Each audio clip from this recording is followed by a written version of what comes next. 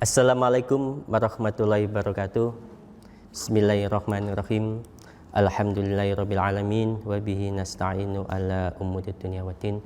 Wassalatu wassalamu ala asrafil anbiya'i wal mursalin sayyidina maulana Muhammadin wa ala alihi wa sahbihi ajmain, amma ba'du. Anak-anakku sekalian yang berbahagia, pada kesempatan hari ini perkenankan kami dari Guru Pengajar Agama Islam, khususnya nama saya Bapak Oni Famsah, akan menyampaikan materi Pondok Ramadan dengan tema bimbingan akhlak. Dalam suatu kisah disebutkan di suatu pelosok desa ada seorang anak remaja setingkat SMK.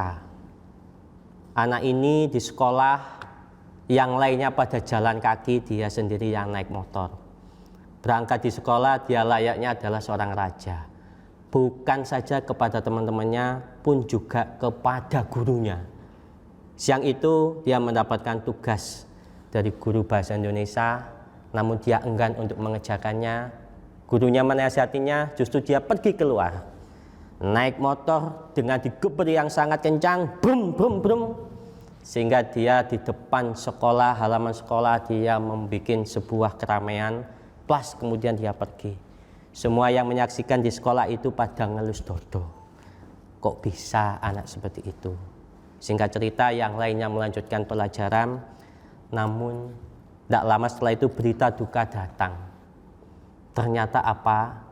Di sisi lain dari sekolah itu ada kecelakaan yang mengakibatkan seorang remaja tewas.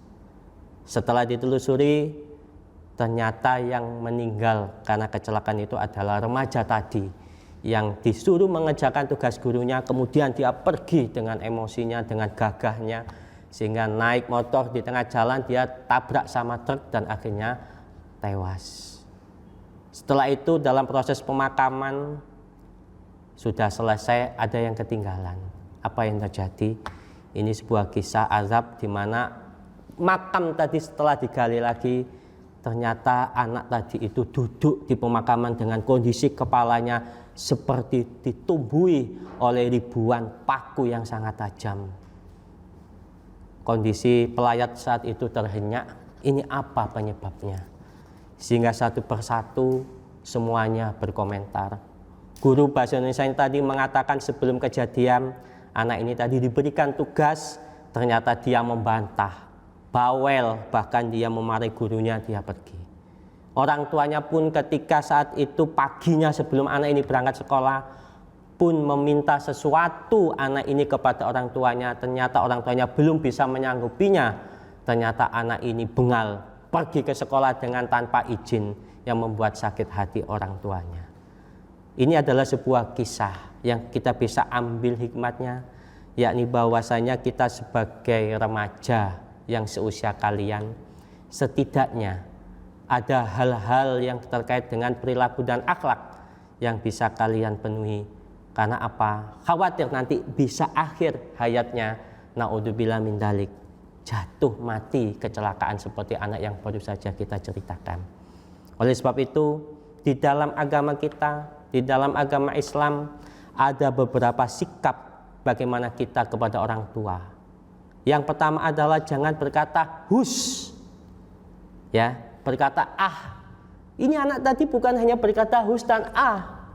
Dia ketika minta kepada orang tuanya, ternyata orang tuanya tidak bisa ngasih, dia langsung bentak marah pergi begitu saja, meninggalkan rumah menuju ke sekolah. Ke sekolah dikasih tugas sama gurunya, dia malah bantah, tidak mau kerjakan, dia keluar dengan seenaknya sendiri.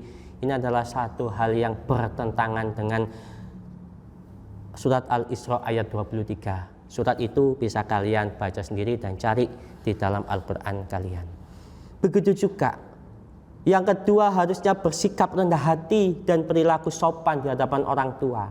Sekiranya orang tua kita tidak mampu mencukupi apa menjadi kebutuhan kita, kita bisa untuk berkata dengan baik, dengan elok, dengan mengatakan, bisa jadi orang tua kita belum bisa mencukupi apa yang menjadi keinginan kita, tapi mudah-mudahan kita doakan orang tua tadi dilimpahinya rizki yang barokah, sehingga apa yang menjadi keinginan kita itu bisa terpenuhi secepatnya. Harusnya seperti itu. Bukan malah berkata yang sangat keras, kemudian memusuhi orang tua, naudzubillah min dzalik.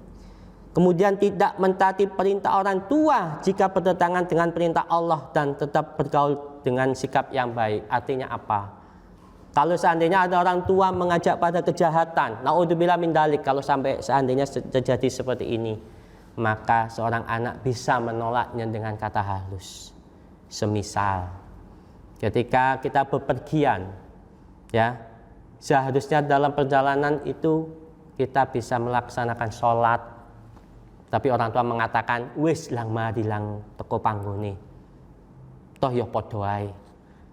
Kalau kita merasa bahwa itu ada potensi, kalau seandainya sampai di tempat yang kita tuju itu ternyata dalam jamaknya, dalam kosongnya, waktu kita tidak bisa tertempuh, maka lebih baik kita mengatakan yang baik kepada orang tua. Kalaupun toh ternyata orang tua tidak mau melakukan, berhenti di sebuah masjid berdekatan untuk melakukan sholat di perjalanan, kita sendiri pun kita bisa melakukan di perjalanan dengan isyarat-isyarat yang mungkin sudah diceritakan oleh Bapak Ibu guru kalian selama sholat di perjalanan seperti apa. Jadi tidak bisa langsung menolak, mengatakan orang tua kita adalah orang yang tidak tahu, orang yang bodoh, bahkan naudzubillah min dzalik katakan kafir. Oh, jangan sampai, ya. Karena bisa jadi konteksnya orang tua kita itu adalah pemahamannya orang dulu. Sedangkan kita yang kaya akan informasi, dunia digitalisasi yang mudah sekali kita akses wawasan dan pengetahuan, menyebabkan kita bisa jadi besar kepala karena merasa lebih pintar dari orang tua kita. Tapi naudzubillah min dzalik, jangan sampai itu ada. Walaupun orang tua kita salah, tapi kita sampaikan dengan baik. Bagaimana cara kita meluruskannya? Yang berikutnya adalah menyenangkan hati orang tua, tidak menyakiti hati keduanya. Ya, banyak cita-cita anak SMK. Seringkali saya tanya, nak, kalau sudah lulus dari SMK Negeri 5, apa yang kamu lakukan, nak? Saya kepingin menyenangkan hati orang tua, Pak Oni. Bagaimana cara kamu, nak? Saya masuk SMK 5 ini dengan harapan saya berlatih kompetensi saya dengan ilmu kimia, ilmu otomotif, ilmu mesin. Yang kelak nanti setelah ini saya ingin bekerja, Pak. Yang nantinya kalau saya bisa bekerja, kemudian perolehan gaji saya nanti saya berikan orang tua, Pak, biar menyenangkan. Kalau tidak mau orang tua saya hajikan, Pak. Kalau sekarang orang tua masih kontrak, nanti saya akan beli rumah, Pak, untuk bisa cicil bersama mereka, sama saya, Pak. Ini adalah satu bentuk bagaimana menyenangkan hati orang tua. Dan kalian di SMK 5 ini adalah sebuah investasi yang luar biasa yang diberikan orang tua kalian buat diri kalian, yang kelak nantinya kau menjadi anak-anak yang soleh yang bisa memberikan kebahagiaan orang tua. Jadikan sekolahmu ini adalah wahana untuk berprestasi. Kita tunggu hasil perjuangan kamu. Tidak melawan dan menentang orang tua, itu adalah salah satu bentuk bagaimana sikap kita kepada orang tua. Nah, itu adalah sekilas bahasan kita terhadap orang tua. Garis besarnya berikutnya adalah terhadap sesama manusia. Ketika kita bergaul, ketika kita memanggil nama seseorang, kita panggil dengan nama baik. Jangan sampai kita mengadakan panggilan itu seperti nama-nama yang ada di kebun binatang, ya.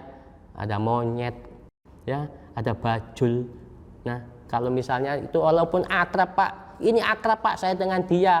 Kadang saking akrabnya kita pakai nama sandi, Pak. Apa sandinya? Sandinya adalah nama-nama binatang, Pak. Ya, ada temannya sendiri diceluk kecoa, cowak kan gitu ya. Ini gak oleh, ya. Jangan sampai itu terjadi. Gunakan dengan sebutan yang baik. Kalau seandainya itu adalah julukan, kunyah, kasih julukan yang baik. Misalnya, wahai wajah yang berseri-seri, ya, cantiknya luar biasa ini ya. Kalau sudah seperti ini, wah luar biasa ini. Kalau seorang wanita bisa jatuh hati nanti ya. Ini gak usah dilanjut kalau belum cukup umur. Kemudian jangan prasangka buruk pada orang lain. Ya, malam-malam temannya belum pulang, nanti diprasangkai, wah iki paling ana apa-apa iki kan gitu ya. Lapo biasane nek mulene dalu iku ngutis nyolong pencete tanggoe. Nah, iki aja sampai. Bisa jadi dia pulang malam karena apa? Bannya bocor. Perjalanannya terganggu karena bensinnya habis, atau jangan-jangan dia mengantarkan saudaranya, kerabatnya, yang itu akhirnya pulangnya agak telat. Ini adalah salah satu kita prasangka baik kepada siapapun. Kemudian jangan saling curiga kesalahan orang lain, apalagi digunjing, dirasani. Ya, anak-anak pasti tahu yang namanya Sumanto, tahu Sumanto ya. Beberapa tahun sebelumnya itu ada orang yang kebiasaannya itu makan mayat. Jadi mayat sudah dimakamkan, kemudian digali dia makan. Itu adalah Sumanto. Mayat yang sudah mati diambil dagingnya dimakan. Lah, apa hubungannya di sini? Menggunjing itu dosanya seperti makan daging saudaranya sendiri. Ya. Apa? Ketika kebaikan dari saudaranya itu diambil oleh orang yang suka menggunjing, maka sama halnya adalah orang yang suka ngerasani itu seperti makan daging saudaranya sendiri atau sahabatnya sendiri. Anak-anakku yang berbahagia dan selamat bisa juga di rumah sambil menikmati pondok Ramadan, maka dari bab 3 kita langsung rangkai juga dengan bab 4, yakni penyakit masyarakat. Ini adalah satu bagian materi kita adalah akhlakul karimah. Apa penyakit masyarakat yang sangat berbahaya? Yang pertama adalah narkotika. Tolong dijauhi, apapun bentuknya. Kalau ada yang menawarkan ini enak, tapi yang dikatakan enaknya itu menimbulkan ketagihan, pasti itu adalah narkoba. Pasti itu adalah narkotika. Jauhi itu. Ya, Pak, kalau rokok, Pak, kan bisa jadi mereka juga sering terusan ikut ngerokok, Pak. Selama kamu bisa meninggalkan itu rokok, ya lebih baik ditinggalkan. Karena di dalam hukum Islam banyak ulama mengatakan kalau merokok itu adalah makruh. Lebih baik nggak usah dijalankan, dapat pahala. Kalau dijalankan, ya nggak dapat apa-apa, tapi resiko terhadap kesehatan itu adalah menjadi catatan bagi yang merokok. Kalau memang bisa dihindari, ya dihindari dengan sebaiknya. Kemudian ada yang terkait selain narkotika, apa? Penyalahgunaan seksual. Penyalahgunaan seksual, hubungan bebas, zina, ya. Sing saiki kowe kabeh sing duwe pacar, iki hati-hati, ya. Pacar itu deket yang namanya setan, ya. Artinya apa? Hal yang sangat disayangkan kalau seusia kalian itu banyak bermaksiat, dan maksiatnya anak remaja itu kebanyakan adalah tertarik dengan lawan jenis.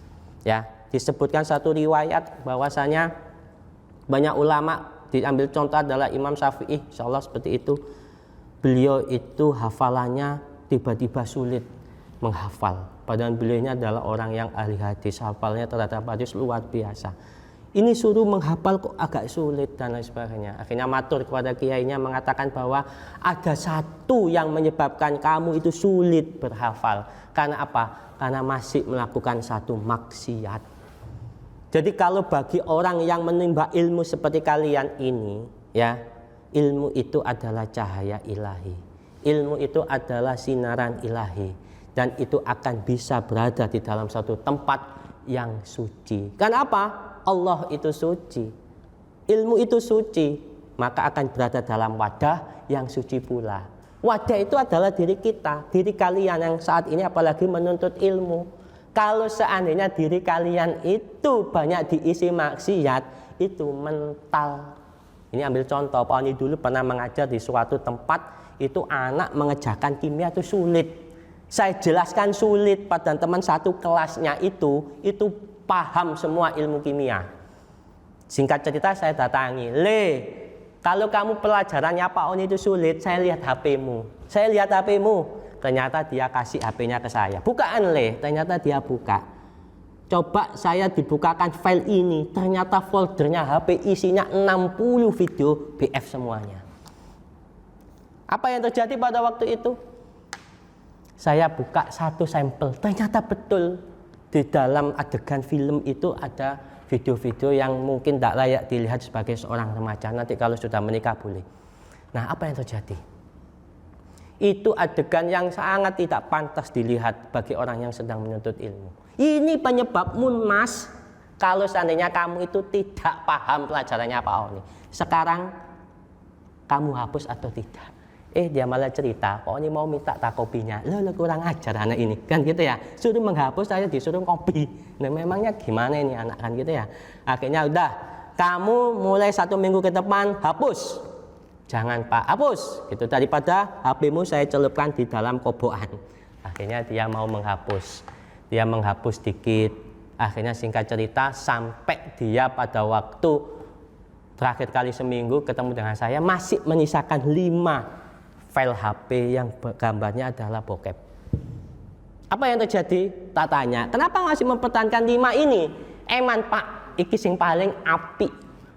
Sing paling apik kadang masih dilihat di dalam toilet kamar mandinya, di mana orang tuanya tidak ada, pada bekerja semuanya, ini HP-nya dilihat lagi isinya bokep. Makanya hati-hati.